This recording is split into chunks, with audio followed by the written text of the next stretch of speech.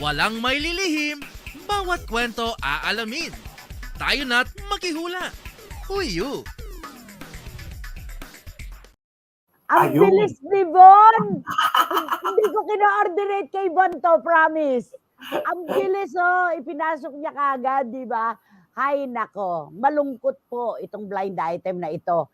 Nagpalungkot sa maraming taga-showbiz dahil sa inugali ng isang sikat na male personality na binigo ang isa niyang dating kasama ng mahabang panahon sa kanyang programa. Anong ba, Romel? Anong nangyari? Ang nangyari? Aba, bakit? Lahat naman talaga nahihirapan sa buhay ngayon, di ba? Kalat-kalat naman talaga ang nagrereklamong Pilipino dahil napakahirap naman po talagang itagpos ang maghapon. Natural na wala ng trabaho, yung taga-showbiz na ito. Natural, yung kanyang ilaw na huhuli sa pagbabayad, ang tubig at kung ano-ano pang mga bayarin. Ngayon, nangutang na siya sa kung kani-kanino dahil nahugot yung kanyang kontador. Dahil wala nga siyang pambayad. Pinalwala naman siya ng iba niyang nilapitan. Pero yung pinakahuli niyang nilapitan na ang akala niya ay sasagot sa kulang pa niyang 4,000, ay yun nang pinaglingkuran niya ng napakahabang panahon. Natural pagka ganyan, hindi mo naman tatawagan ng diretsyo yung boss mo noon. At tatawagan mo yung kanyang kanang kamay, di ba?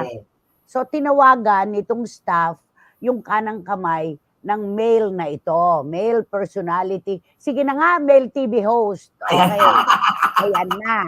Ayan na. Alam mo, sagot sa kanya nung balikan siya nung kanang kamay. Sorry po, Tita Chuchu. Wala raw po siyang pera dahil wala siyang trabaho.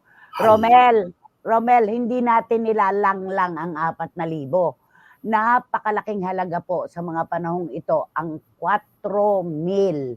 Pero para po sa isang taong nakasama natin na mahigit na isang dekada sa trabaho, siguro ay kulang pa yung halagang yon para ipakita natin ang ating pakikiramay o pakikisimpatya sa isang tao na talaga namang nangangailangan sa mga panahong ito.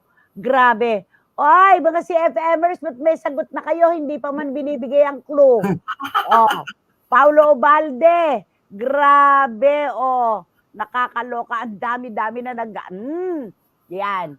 Gusto mo bang ikaw magbigay ng clue? Para mapahinga na itong ating mga CFMers. Kailangan pa bang bigyan ng clue yan, nanay? Sige na nga, wag na tayong magbigay ng clue. Talagang ikaw na nga. Yun na lang yun. Ay nako, ang buhay nga naman, oo. Pero sabi nga nung mga kaibigan ko na nakaalam ng kwentong ito, kung may camera yan, o maramihan taong nakikinig, bibigyan niya ng tulong yan. Higit pa sa inihiram niya at hinihingi niya. Pero dahil wala ng camera, ayun, sabihin mo wala akong pera, wala akong trabaho. Ay nako, tingnan natin. Oo.